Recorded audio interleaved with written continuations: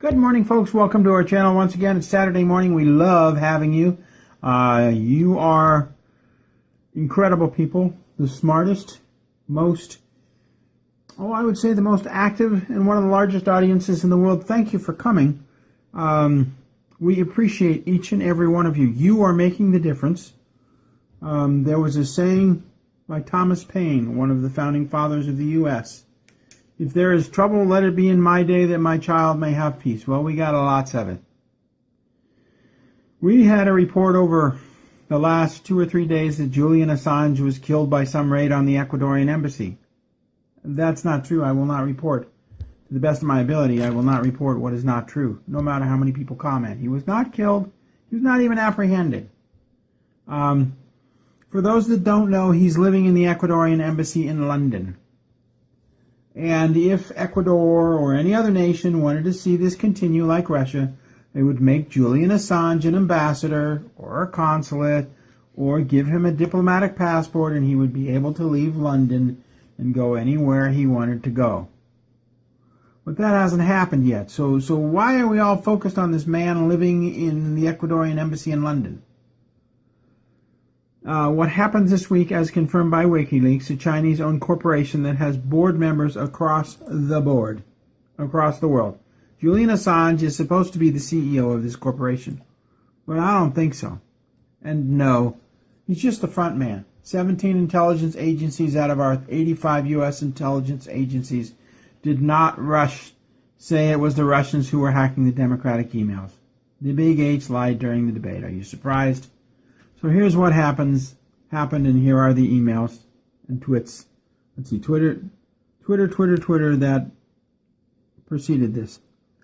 On October 17th, here, the Ecuadorian embassy in London cut off Julian's access to the internet, just after somebody published the Big H's Goldman Sachs speeches, where she said she wanted the United States dissolved, the military dissolved, borders dissolved, the dollar to collapse, and have open borders as the North American Union. They released that.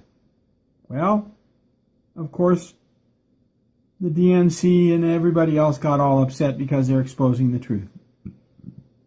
The next day, the Ecuadorian employees admitted to cutting off Assange's internet access. Now remember, they cut off his internet access, but these things were still released.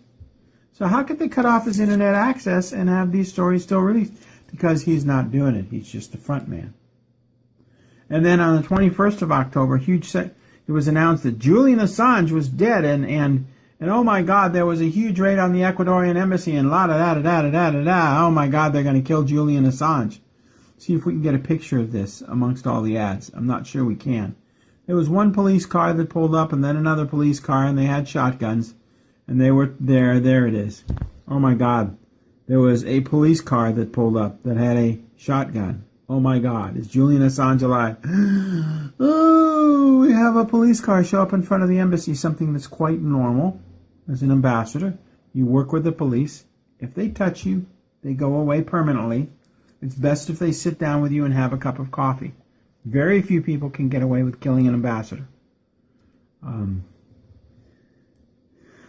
So someone or some agency connected to the United States corporation then, since this was announced, overloaded the servers all across the nation with the internet. And we live here. We didn't have the internet go down. We had some problems with Twitter. This sector, this sector, this sector, this sector, a little bit here and here.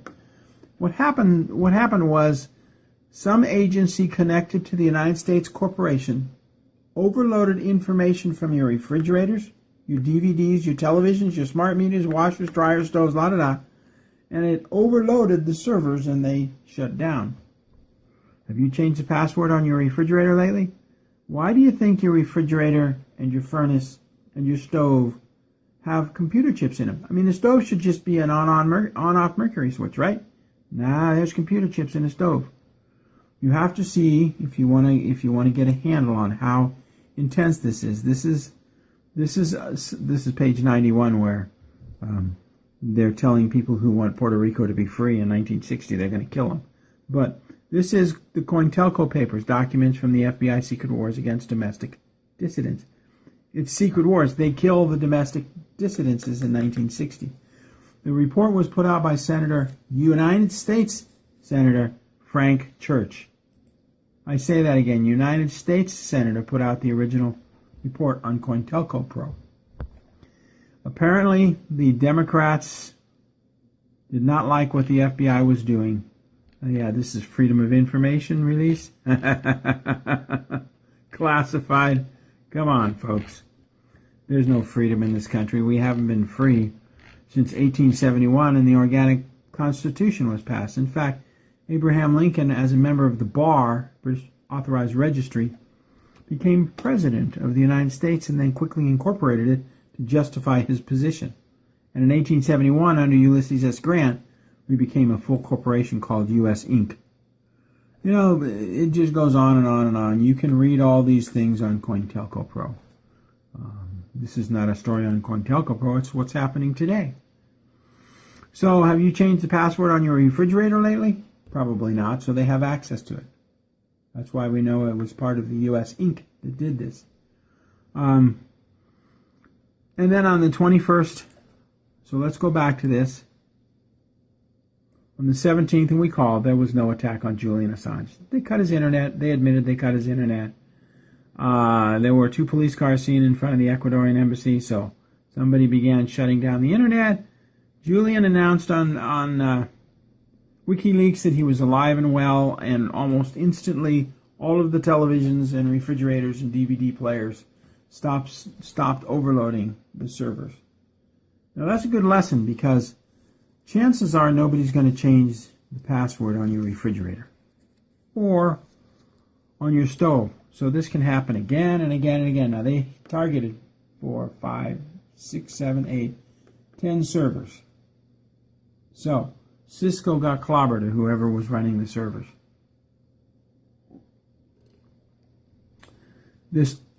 That's how it happened. Just a total panic on the internet. The events were created to cause an incredible amount of anger towards these fascists in the White House. If you fear or are angry, they can control you with frequencies. A good example of this fear-mongering, a good example. I'm not sure we can pull the story up because it's sort of been blocked. But that's okay. Tweet bragging about ripping up Trump ballots turns out to be false. Yeah, that's because this was put out by Snopes. A tweet: I love working at the post office, Ohio, and ripping up absentee ballots that vote for Trump. Now there's a marker on here, and on the email, and they can find the individual in Ohio that's doing this.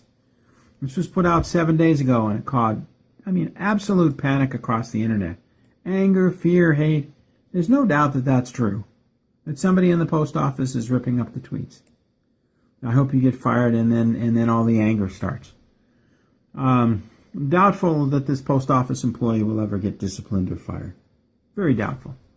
Ripping up mail is no longer an offense.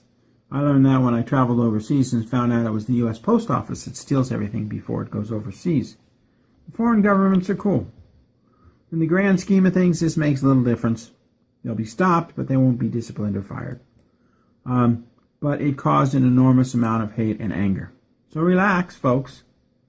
Sit back and pray that the voter fraud is exposed and then stopped. Okay, so the Secretary of State of Ohio authorized the counting of those 2 million ballots, all for Democrats, that they found in the warehouse that were fake. Yeah, they've already been counted. And they were counted 2 days ago. So we see the fascists moving ahead with voter fraud at full speed.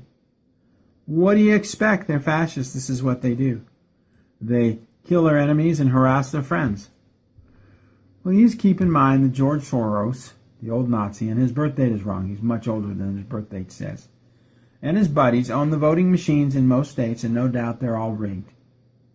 And that the busing of minorities in New York City to vote multiple times will not be stopped by the New York City Chief of Police, because he's a paid-off Satanist. It's not going to happen. They're going to bus people around in a few short days, and they're going to vote and vote and vote and vote. What else is new? That's New York City. They're Satanists. They want to keep you angry and upset, not only to control you, but to feed off your anger. So, but also keep in mind that the Chinese own the voting results. And they want to be alive 6 months from now. And they want their companies paid off because they're not getting paid off right now. And there's only one candidate that can do that, presidential candidate, and they don't have an H in their name. So relax, take a powder. We'll just see what happens. You can only do what you can do. And if that's not good enough, oh well. As a side note, and this is meant as a side note, we're going to show you a picture that should stick with you. There's Michael Robinson, number 44, 1981, football player for Oregon State University. There she is with her two babies, is Barbara Bush, or George Bush Jr. And here she is with her hairy arms and her two, quote, babies, unquote, that sort of appeared at the same time. Kind of interesting. Mally and Sasha appeared at the same time. And there's Michelle's Adam's apple. Girls don't have Adam's apple. Ann Coulter is a boy. Michelle Obama is a boy. We're being run by some incredibly evil people who want to call it. Let's see if we can get back to that picture. There it is, my favorite picture. Number 44, 44th President of the United States is Barack Obama. 44 Kings of Israel. Michelle Obama was set up to be Oregon State University. Those letters are in red. Number 44. So things are not as they seem. They're all pretty much, I guess they're all just sort of handled. Take a powder, let God handle it now. It's all been exposed. And his mother, Michael Robinson, his mother has been at the White House now for 8 years taking care of the two fake children of the Obamas. And as a result, the first grandmother, who is now 79 years old, will get a lifetime $160,000 a year government pension for care as a federal caretaker. I had no idea. If I took care of, a couple of kids for, 7, 8 years, I had no idea. I could, you had no idea you could get $160,000 a year as a government pension, did you? But this story, she's 79. 79 years old. Probably isn't going to collect that $160,000 for very long because at 79, life expectancy is probably pretty short. But we do wish her a long life. And we wish her a very wonderful retirement. I want to thank you folks for coming here and having fun with us. Everything's been released. Everything. We need to give it back to God. We need to give all of this back to God or it's going to eat us alive. When we go down here, we see things like this, and our blood pressure rises. Hillary Clinton. Rig the polls, doggone it. I love this one. This is my favorite. It may be the picture for the video from Winds and Landslide, November 9, 2016. I may post that. That's a funny one. New York Times, that's what they're saying is going to happen. And they even have the accompanying stories. It's just hilarious the way they did this. Anyway, we have the most powerful weapon on the planet, and that's prayer. 1 million of us unifying. Now, we know the hits are up because the comment sections are up. We know that we're getting enormous amounts of hits, and we appreciate each and every one of you. Please pray with me that these fascists are immobilized immediately across the planet or thrown off the planet. And that those conducting voter fraud, including the Ohio Secretary of State, is immediately stopped and reverses this voter fraud. Pray that your families are ready for what's coming. We talk about food, water, toilet paper, ammunition. We use bear spray. Heat and communications with your neighbors. If you're not trained in the use of a gun, or if you're not comfortable using it in your house, get some bear spray, because you can always spray it and run outside screaming, dial 911. It's a very safe, it's called pepper spray. We have a pepper spray blaster that's good up to 12 feet, perfect in a household. It mobilizes everybody, including you, so you run outside screaming. Somebody will dial 911. So anyway, we want to thank you for coming. We want to leave you with something that will make you laugh and pray, not something about war and destruction. There you go. This is going to make everybody censor our program. Anyway, folks, thank you for coming. We have William Mount Cooking. We had a breakfast from one of our suppliers this morning, and dinner will be Food for Liberty, Pasta Primavera, gluten-free. And then we feel that these are the best deals you can get on the market.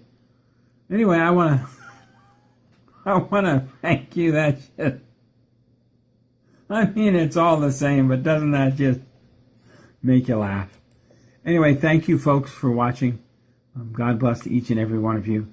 And have a wonderful, wonderful weekend. And have a very positive weekend. And don't let all these stupid announcements from the left get you down. We have the most powerful weapon in the world, prayer. Thank you. God bless and good night.